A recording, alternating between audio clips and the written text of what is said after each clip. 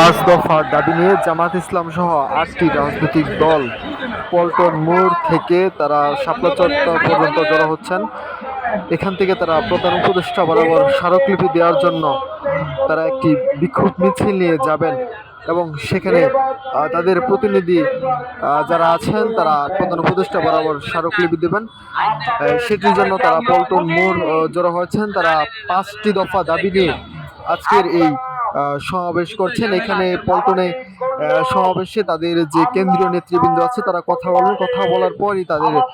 কথা বলার পরে তাদের বিক্ষোভ মিছিলটি নিয়ে তারা প্রধান উপদেষ্টা বরাবর যমুনা অভিমুখে যাবেন।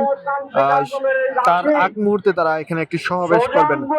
তারা যে 5টি দফা দাবি নিয়ে তারা এখানে অবস্থান করছেন, সেই 5টি দফা দাবি যদি আমি আপনাদেরকে জানাই, সেটি হলো 1 নম্বরে তারা জুলাই সনদকে বাস্তবায়ন করার জন্য দাবি করছেন।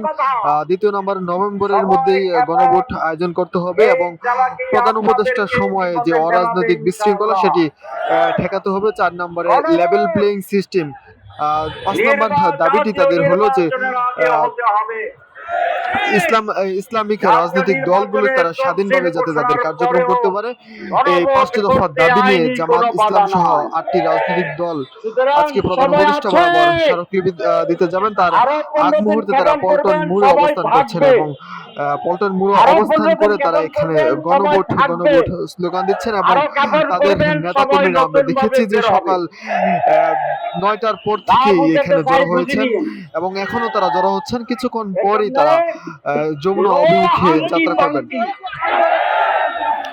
কিছুক্ষণ পরই তারা এখান থেকে যমুনা অভিমুখে যাত্রা করবেন। এখানে তাদের সকাল থেকে নেতাকর্মীরা জড়ো হচ্ছেন পল্টন মোড় এবং আমরা দেখেছি যে শাপলা চত্বর মতিঝিল সেখানেও তাদের নেতাকর্মীরা জড়ো হচ্ছেন এবং সেখান থেকে তারা পল্টন মোড়ে এসে একত্রিত হয়ে তারা যমুনা অভিমুখে যাবেন এবং কিছুক্ষণের মধ্যেই তারা তাদের যে সমাবেশ সেই সমাবেশে বক্তৃতা রেখে তারা যমুনা অভিমুখে যাবেন এবং সেখানে তাদের প্রতিনিধি যারা থাকবেন তারা প্রধান উপদেষ্টা বরাবর তারা স্মারকলিপি দিবেন। তাদের যে 5টি দাবি সেই 5টি দফা দাবি নিয়ে তারা প্রধান উপদেষ্টা বরাবর স্মারকলিপি দিবেন।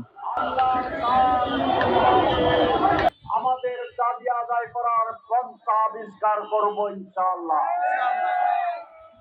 আমরা কোনো নিয়মতান্ত্রিক আন্দোলনে আছি, সোজা আঙ্গুলে যদি কি না উঠে আঙ্গুল পাকা করব।